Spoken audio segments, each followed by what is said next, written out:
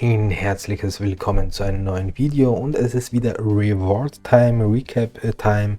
Jetzt sind 2 Game Weeks vergangen, es sind ja zwei spannende Rewards dabei, vielleicht für den einen oder anderen, der so ein bisschen am Scouten ist. Ich sage mal so, es ist ein südkoreanischer Reward dabei, der spannender ist, als der Wert einen vermuten lässt. Ihr seht hier oben, ich habe 2 Rewards gewonnen in der Midweek, die etwas enttäuschend war, weil ich da einige Sachen gemacht habe, mir eine neue Karte gekauft. Um wen es handeln wird, werdet ihr gleich sehen. Und da habe ich mir so ein bisschen Hoffnungen gemacht. Ihr wisst genau, ich bin ein Threshold-Jäger und wenn der nicht eingesackt wird, bin ich immer ein bisschen zerknirscht und enttäuscht. Aber hier seht ihr schon den 17. Platz in Asia und Cap 270 gibt es eine Tier 3 Karte. Aber gucken wir mal rein, was da los war. Wieder mal einige Fauxpas beim Aufstellen. Hätte ich wieder mal anders lösen können. Aber hätte, wäre, wenn. Wir überspringen die ganzen Krümpelteams. Fangen so ein bisschen hier an. All-Star Rare war nichts Besonderes. Cap 220 Limited. Die Idee mit Kevin Trapp gegen Levski Sofia war sicherlich nicht verkehrt. Götze auch ein Assist, aber Michael Uhre, das ist irgendwie eine Never-Ending Story. Ich hoffe jedes Mal und jedes Mal, wenn ich den brauche, dass er trifft, macht er nichts. Dann, wenn die Lineups kaputt sind, dann trifft er auf einmal plötzlich einen Doppelpack und so weiter. Sverko wurde auch nur eingewechselt, war ein bisschen überraschend, aber ja, da haben wir hier 35 Punkte gefehlt. Wie gesagt, ein Uhre hätte da ein bisschen was machen können. Cap 220 Career war eigentlich auch nicht viel los. Rotationszeit, wenn Midweeks sind in der MLS, wird aufs Wildeste rotiert. Unter anderem hier Schöpf zum Beispiel nur eingewechselt worden. Michael Barrios gar nicht erst eingewechselt worden. Ja, war somit verkehrt. Hier kommen wir direkt jetzt eben zu meinem Neu-Einkauf. Jonathan Bond habe ich mir geholt. Warum Jonathan Bond? Klar, die MLS-Saison geht zu Ende. Es sind jetzt, glaube ich, nur noch 8, 9 Spiele. Zu dem Zeitpunkt, wie ich ihn geholt habe, waren es 11.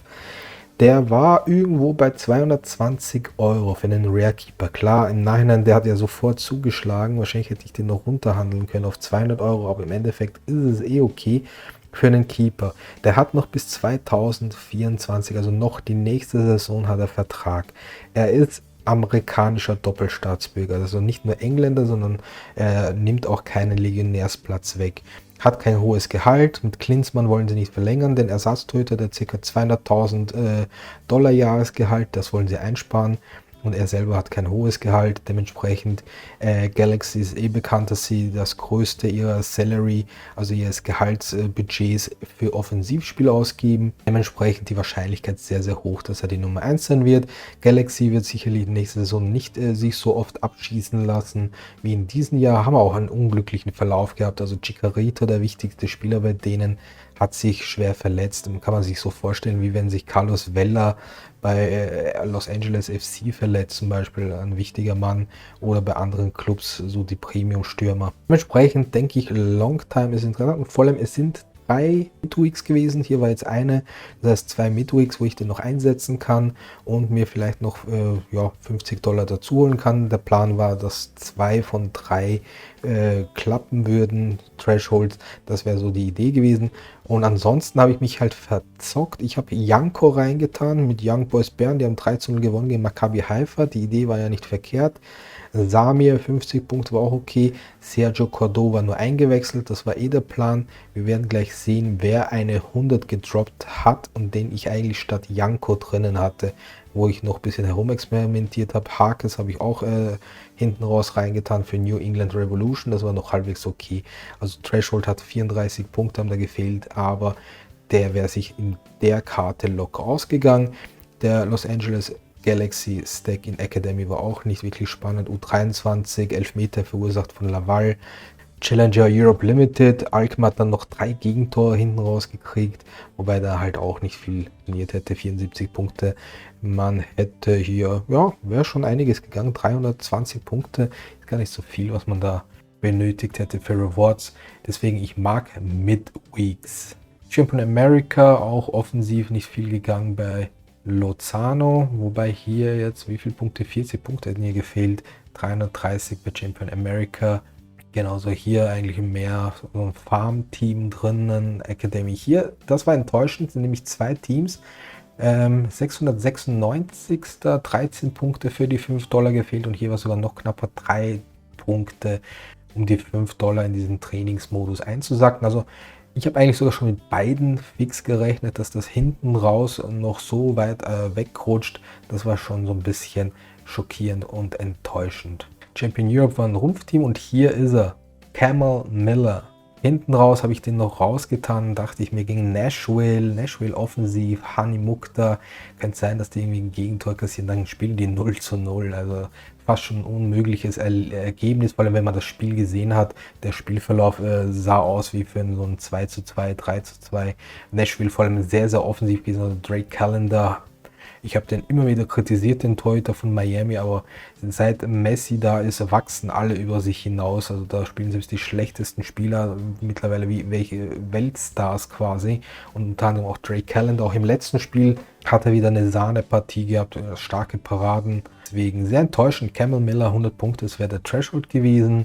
Hier bei Cap 270, das ist dann die Tier 3 Karte, lohnt sich halt in der Midweek, 380 Punkte, war jetzt nicht so verkehrt.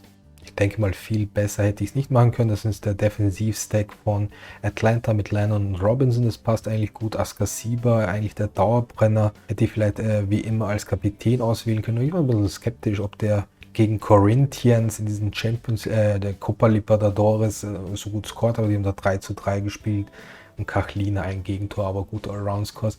War gut, Tier 3 Karte kannst du nicht meckern. Und hier Champion Asia hat sich ausgezahlt, dieses im Voraus scouten, Woche im Voraus, auch wenn die Coverage nicht hundertprozentig ausgewertet ist, aber es hat einfach gepasst. Also die Karten, die ich schon vorhatte, Lee Seng-Woo, dann hatte ich schon ewig, ein paar habe ich noch ein bisschen dazu gemischt, eben unter anderem den Torhüter No Dong Geon und Lee Kwang-Hyuk, die zwei habe ich mir neu geholt, weil der Torhüter mit dem Clean Sheet ausschlaggebend war.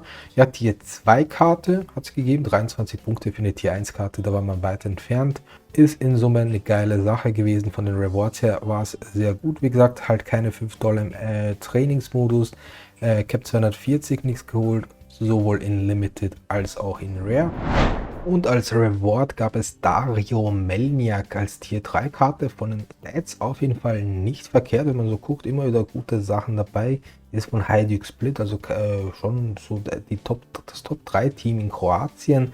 Neue Karten halt rausgekommen. Ich habe die neue Karte gekriegt. Ich weiß nicht, wie ihr das Design findet. Ich finde es gewöhnungsbedürftig. Vor allem diese kleine Schrift macht mich komplett wahnsinnig. Ansonsten hier hinterm Körper dieses Design, das ist noch nett, aber alles andere, ich weiß nicht, die Farbe, die haut mich nicht so vom Hocker. Mal gucken, wie das dann als 3D-Design ausschauen wird, aber gut. Ja, die Karte habe ich auf jeden Fall zum Verkauf angeboten. Mal gucken, so ja, 15 Euro wird es wahrscheinlich nicht geben, aber ich sag mal so bei 12 Euro werde ich die verkaufen. Ich habe da Challenger Europe technisch keinen Gebrauch. Ich will auch so die Preise ausnutzen in dem Hype von den neuen Karten. Die gehen meistens doch um 10-20% teurer über den Ladentisch. Dementsprechend, ja, ich habe da keinen Bedarf, deswegen die Karte werde ich verkaufen. Auch wenn die Statistiken nicht so schlecht sind bei ihm von den Scores, immer wieder mal eine 100. Aber ja, ich habe da nämlich einen anderen Plan aktuell. Und ansonsten der Asiate hier, Kim Yu-Sung, auf den wollte ich hinaus, 22 Jahre, das war nämlich die Tier 2 Karte, die ich gewonnen habe von FC Seoul. Preislich mal so, du sagst, ja, 4-5 Euro ist jetzt nichts Besonderes, viele werden wieder enttäuscht, Tier 2 Karte nur 5 Euro.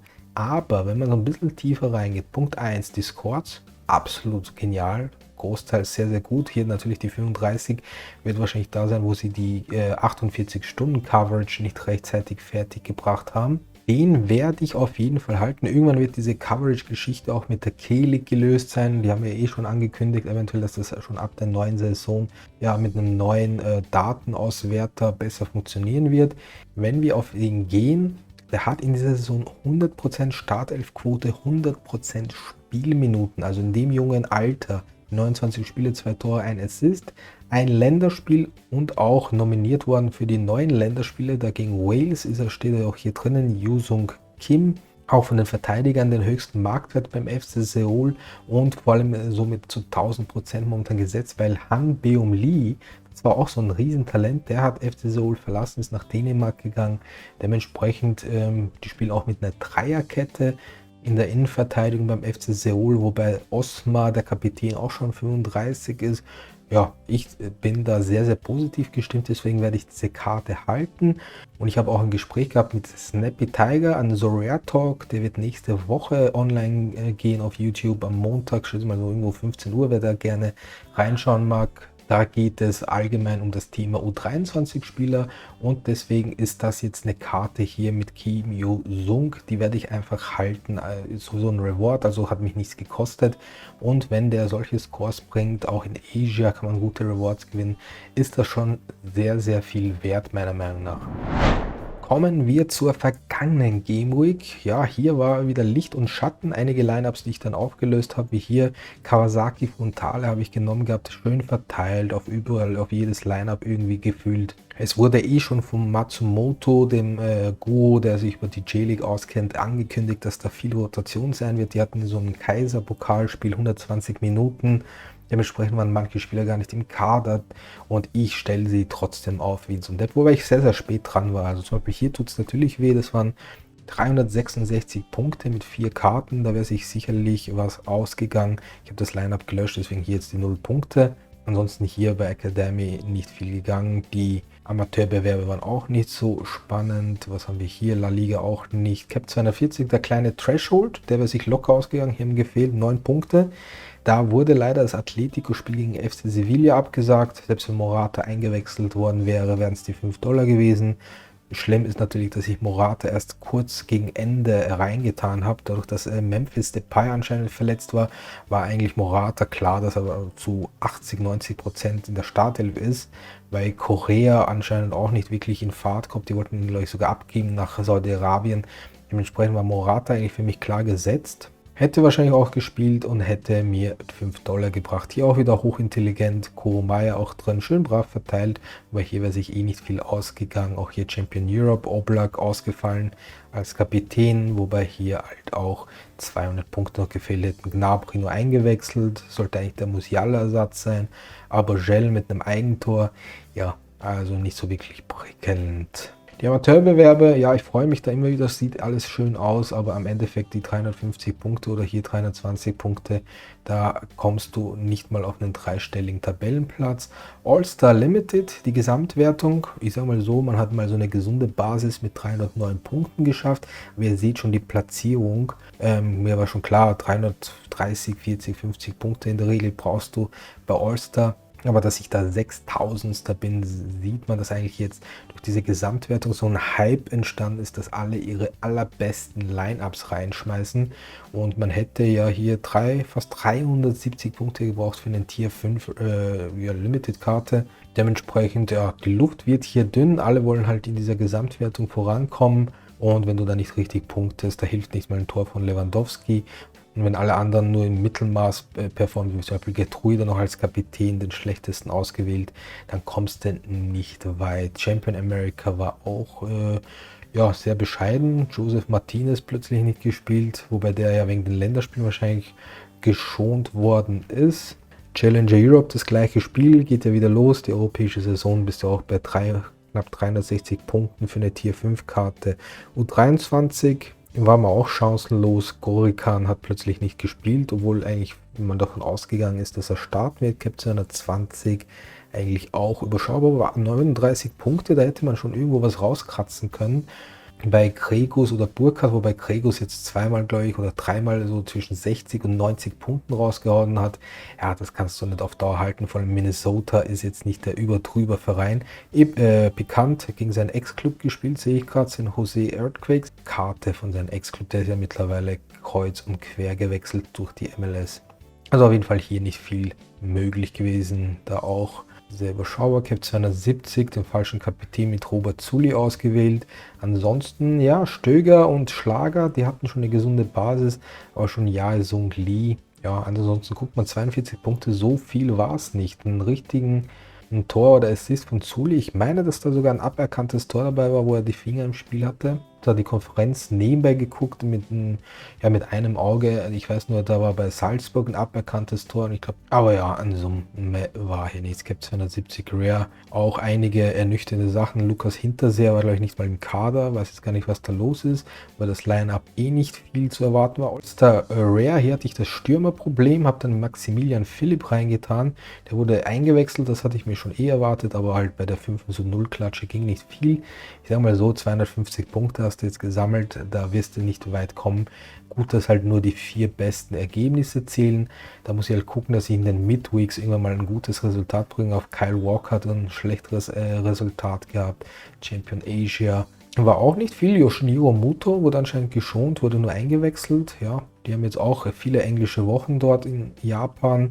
Second Division Europe war eigentlich nur auf Marco Aguado Verlass. Hier war auch nicht Champion Europe, war auch nicht viel. Australia Pro eigentlich auch nicht. Positiv, dass meine 3-Euro-Karte Ogawa hier wieder in der Startelf war. Immerhin 43 Punkte gesammelt. Also Scouting-technisch war das jetzt kein großer Fehler von mir. Premier League Pro war jetzt auch hier irgendwo nicht überragend. MLS Pro auch im Licht und Schatten. Immer wieder ein paar gute Scores dabei, wie Jonathan Bond, der sich da zumindest ausgezahlt hat. Das werden wir dann gleich sehen. Serie A Pro Limited, Bundesliga, die ganzen nationalen Wettbewerbe waren sehr überschaubar. Premier League Amateur 466 Punkte und es hat nicht gereicht, obwohl es sogar bei Premier League Amateur 300 Rewards gibt, bist du halt einfach chancenlos. Ederson hat ein Gegentor kassiert, du bist du direkt raus. Mit einem Clean Sheet wäre es sich vielleicht sogar ausgegangen und dann hätte es aber auch nur eine Tier 5 Karte wahrscheinlich gegeben. Also ist schon heftig. Also der erste Platz habe ich gesehen, 536 Punkte oder sowas um den Dreh. Also das ist schon hammerhart da im Prinzip. Champion America, Jonathan Bond hier ganz gut, aber hier mein Stürmerproblem, es geht einfach normal weiter. Und hier hat quasi, ja, das war das Spiel Los Angeles FC gegen Miami. Auch hier hat Drake Callender für Miami echt Wahnsinnsparaden rausgehauen. Also der Torhüter ist echt stark. Also ich gebe es ehrlich zu, wenn ich mich mal irre, der ist über sich bis jetzt hinausgewachsen, hat wirklich momentan eine starke Phase, wo er das halt auch mitträgt von der Mannschaft. Hier auch bitter, im Endeffekt 47 Punkte. Gut, wenn Atletico gespielt hätte, hätte man wahrscheinlich ein bisschen mehr gebraucht an Punkten, aber selbst da irgendein Decisive und dann wäre man da in die Rewards reingekommen, aber leider wurde das Spiel abgesagt. Und hier auch 7 Punkte in diesem Trainingsmode haben am Ende fehlt. Da war ich mir eigentlich auch sicher, die $5 waren eigentlich so gut wie für mich eingebunkert. 360 Punkte, da haben sie bei Opta auch noch ein bisschen was abgezogen. Das hat natürlich, $5 schenke ich ungern her, deswegen, wenn das vor allem so knapp ist, 4, 5 Pünktchen oft.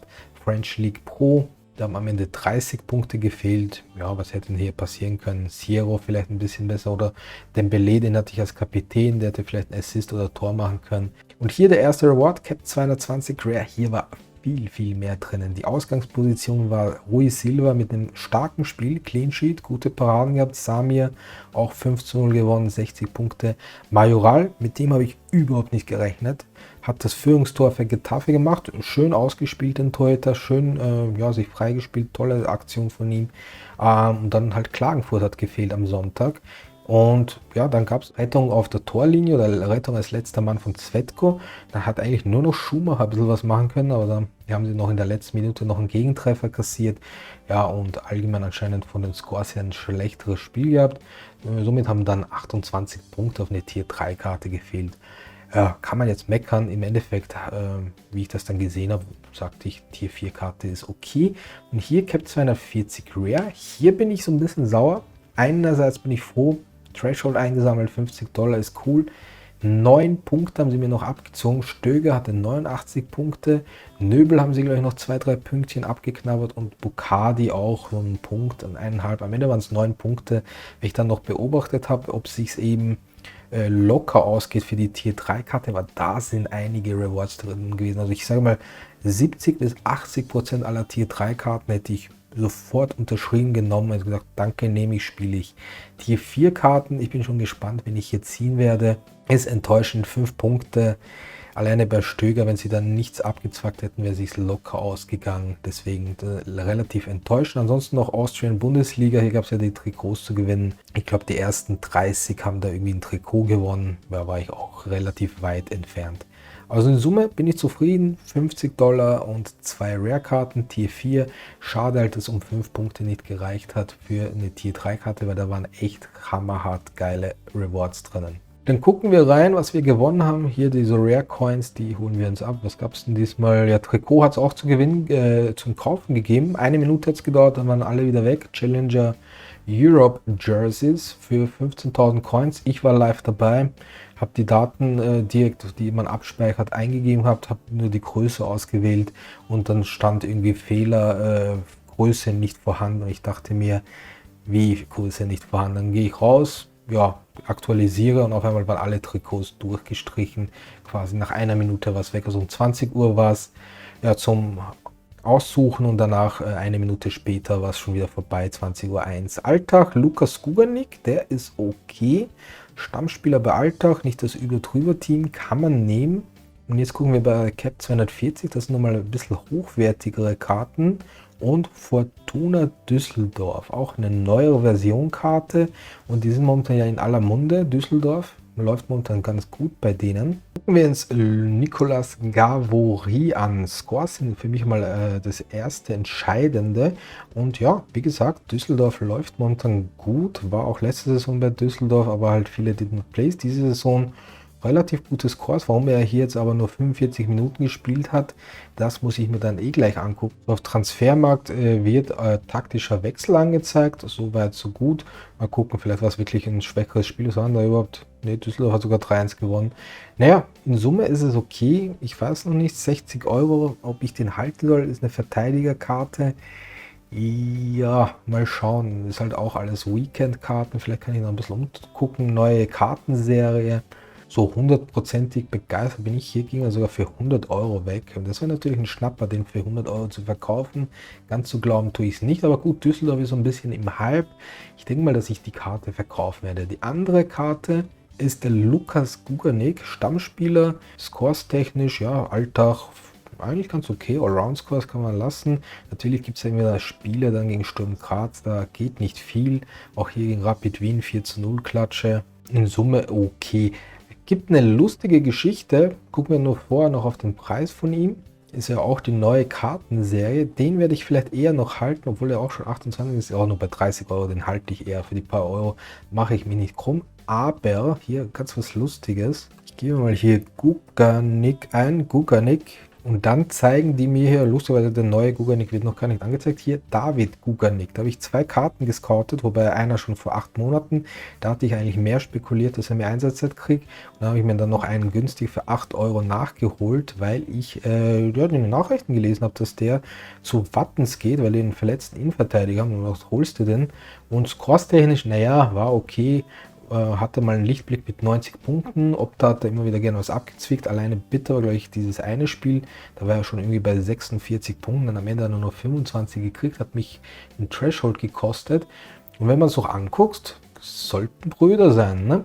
Sind auch Brüder. Und halt lustig, dass ich ausgerechnet von dem einen Guganik, den ich gescoutet habe, die andere Karte jetzt als Reward gewinne. Finde ich immer so ein bisschen witzig. In Summe bin ich zufrieden, wie gesagt, also Gavory, wenn ich da nur 60 Euro für den kriege, ist der Reward auf jeden Fall cool. Natürlich die Tier 3 Karten, die es zu gewinnen gegeben hätte, also da waren schon echt spannende Sachen dabei. Tut nur ein bisschen weh, vor allem um die Punktzahl, ansonsten eben den Threshold geholt, Lukas Guganik, auch sicherlich keine verkehrte Karte zum Spielen und auch die anderen 2 Limited Karten, ja, eine will ich verkaufen und den Koreaner halte ich, ein junges Talent. In Summe 2 Game Weeks gewesen, die wieder ein bisschen nach oben zeigen, nachdem so ein bisschen eine kleine Durststrecke war. Ich hoffe, dass es jetzt weitergeht. Die kommende Game Week, die jetzt hier läuft, ist halt eine Midweek. Ich habe da ein bisschen vorgescoutet, sind nicht viele Spiele zu spielen. Im Prinzip ein paar Länderspiele, wobei sie jetzt die südamerikanischen Spiele mit eingepflegt haben. Also die europäischen Quali-Spiele sind 2, 4, 6, 8 Stück und dann noch 3-mal Südamerika, Argentinien, Ecuador, Kolumbien, Venezuela, Paraguay, Peru. Und ich habe da so ein bisschen vorgescoutet, speziell für Europa. Bei Südamerika war ich so ein bisschen skeptisch, ob die da wieder irgendeinen Bock bauen. Dementsprechend einige Line-Ups, von denen ich mir viel erhoffe. Da können wir auf jeden Fall gespannt sein, was da am Ende dabei rauskommt. In diesem Sinne, danke fürs Zusehen. Wenn dir das Video gefallen hat, wie immer gerne ein Like da lassen und dann bis zum nächsten Mal.